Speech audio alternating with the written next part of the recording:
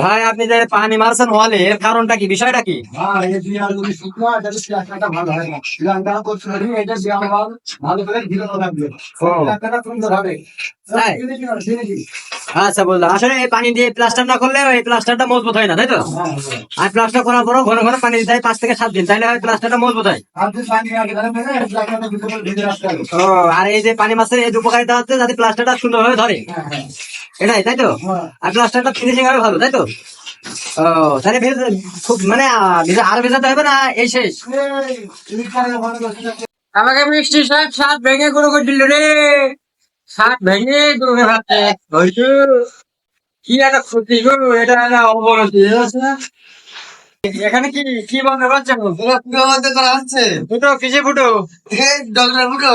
ঝর্ণা ফুটো? হ্যাঁ, এই যে ঘরে এত বড় বড় ফুটো রেখে দিলে, এই যে এইসব ফুটো এখন বন্ধ করছো কেন? এই দুটো কিন্তু ঢুকাতে রাখিলাম। ইনো দেখবে আহ,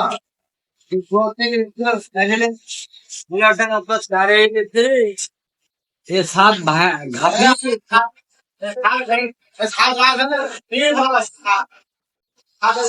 ভেঙে গুলোকে ভেড়াচ্ছে বেশি যায় না নেই করলে আমার মনে রাগ হয়ে গেছে বাবু তাই তাই মানে বেশি ভালো হয়নি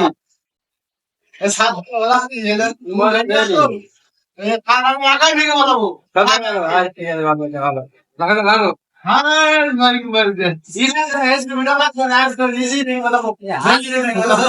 হাত দিয়ে কবে ভাঙাবে ভাই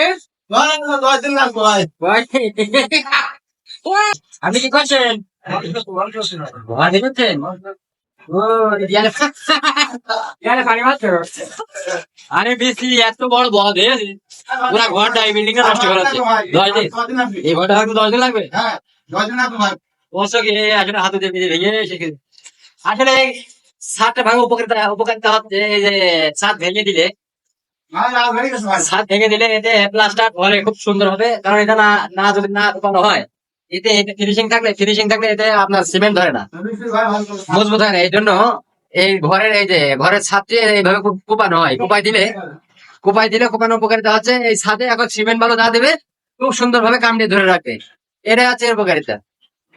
মিস্ত্রি ভাই আপনি একটু বুঝাই দেন তো এই কাপ কোপানোর উদ্দেশ্যটা কি? ভাই এই শালটাতে কুপাচ্ছি হ্যাঁ। কুপানো এই যে প্লাস্টারের সময় খুব সুন্দর ভাবে ধরবে, ঠিক আছে? ভালো করে কুপাচ্ছি তুমি তো গ্রাইন্ডিং করে এটা প্লাস্টারটা ভালো সুন্দর করে ধরবে। মানে না কোপালে প্লাস্টার ছেড়ে দেবে, তাই তো?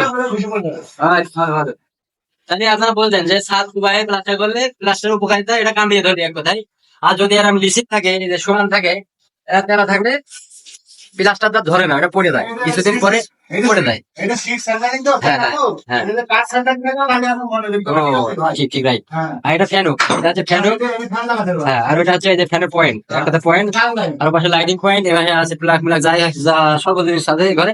আর এখানে আমরা এই যে এটা কি বলে মাছা জানি, হ্যাঁ, এই সাবুন। এটা চালি, এটা হচ্ছে প্লাস্টার করার জন্য আমরা একটু উঁচু করে নিয়েছি, এখানে প্লাস্টার করা হবে আগামীকাল, এখানে আসলে আমরা প্লাস্টার করব, এখন কাজের প্রস্তুতি নেওয়া হচ্ছে।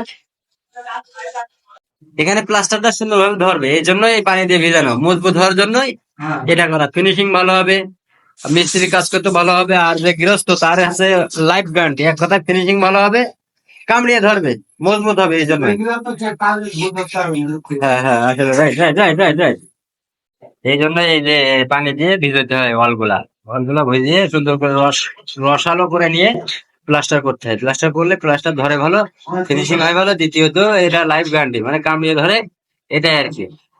আর যদি আমরা শুকনো ইটের পরে প্লাস্টার করি প্লাস্টার ফেটে যাওয়া সম্ভাবনা ফেটে যায়, বেশি দিন টেকসই হয় না, ওটা চাক চাক উঠে যায়, এই জন্যই এই কাজটা।